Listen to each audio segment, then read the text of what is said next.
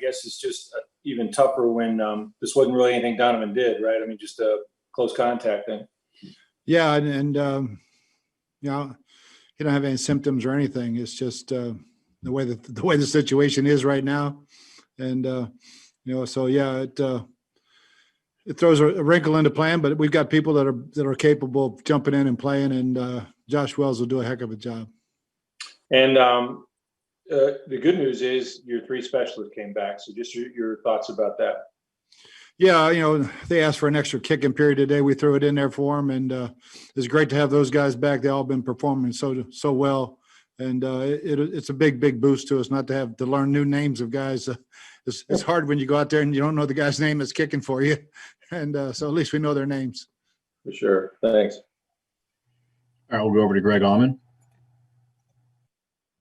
Hey, Bruce, as it relates to Ronald Jones, obviously him going on COVID on the reserve list means you weren't able to test his finger in practice. I don't know if you're in a position to rule him out for Sunday, but just want to ask you how good you feel about the depth that you guys were careful to add behind him just in case of a situation like this.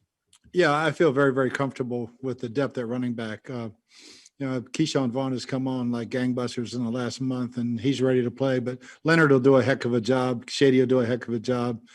Kenyon Barners give us good depth. So we've got good quality backfield. Thank you.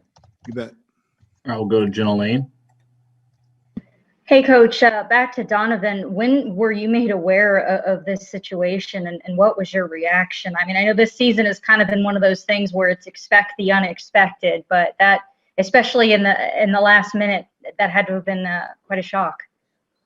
Yeah, we were aware of the contact. We didn't think it was anything near where he would be not available, and it's one of those things this year. You have to be at the last second, you know, Saturday night, ready to make changes, and guys have to be ready to go. It's a very unique and special year that we're dealing with. And I know that Jamel Dean was able to practice in full yesterday. Do you have a better idea of his status for Sunday, if he'll be available? Yeah, he'll be another game time decision. He looked pretty solid today. We'll work him out again before the game and see how it goes. Thanks, Coach. You bet. All right, we'll go to Ira Kaufman. Bruce, I want to ask you about Gronkowski a little bit, Bruce. If you get to where you think you want to go, Bruce, in the next month, how big a factor can a guy like Gronkowski be? He's been fantastic in the postseason during his entire career. And Bruce, how would you chart his progress as the season's going along? I think he's gotten better and better, you know, adapting to what we do, us adapting to what he can do. Yeah, I think he's playing really well. And he is a mismatch in certain situations, that's for sure. And hopefully we can continue to get him the ball when it counts. Thanks, Bruce. You bet. All right, we'll go to Scott Reynolds. Hey, Bruce, you've been, I think, relatively healthy since you've been here. You had to take a physical to get this job. How have you been dealing with your time as the Tampa Bay Buccaneers coach? Obviously, you're very diligent with the COVID protocols, but just where are you from a health standpoint? Pretty solid. I've lost 25 pounds during this season that I gained this summer from COVID. So it's been a good year so far, and this last 10 is going to be harder. But yeah, I feel great personally, and you know, the COVID thing is go to work, go home, go to work, go home. So there's not much to life right now other than football.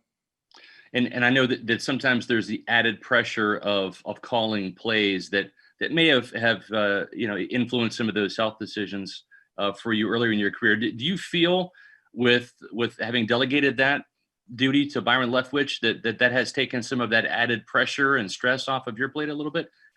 I think, for sure. You know, it's not really the play calling; it's the play preparation. The amount of time you put into a game plan when you're calling it versus when you're putting in a game plan for somebody else to call and assisting them. So yeah, it's that part of it definitely relieves a lot of stress. Thank you, Bruce. Glad to hear it. We have time for a few more. We're going to go over to Casey Hudson. Hey, Coach, 2 questions for you. Do you feel like at this point of the season that the guys have played up to and down to the competitive level of your opponents? And what are the biggest things that you wanted to prepare the guys for to not underestimate this Falcon team, regardless of their record? Yeah, I mean, we're in the playoff hunt, so we can't overlook any one. Every single game is maximum importance. So there's a ton of respect. It's a division ball game that we know these guys are extremely talented. They lost a lot of close ball games, and we know we're getting their best shot. So that we better make sure that they're getting ours. Thank you. You bet. All right, we'll go to Luke Easterling. Bruce, with Jamel out of the lineup, what can you say about the way that Ross Cockrell stepped up, especially drawing some really difficult assignments? And as a team, you guys held Thielen and Jefferson in check, but thought he was a big part of that. There's no doubt Ross has been a great addition to our ball club. I mean, he was a great pickup, really heady player, multiple position guy. He's in there at 4:30 in the morning watching film. So he's been a tremendous addition to us and very valuable in these last few ball games. All right, that's all we have time for. Thanks, Coach. Thanks, guys.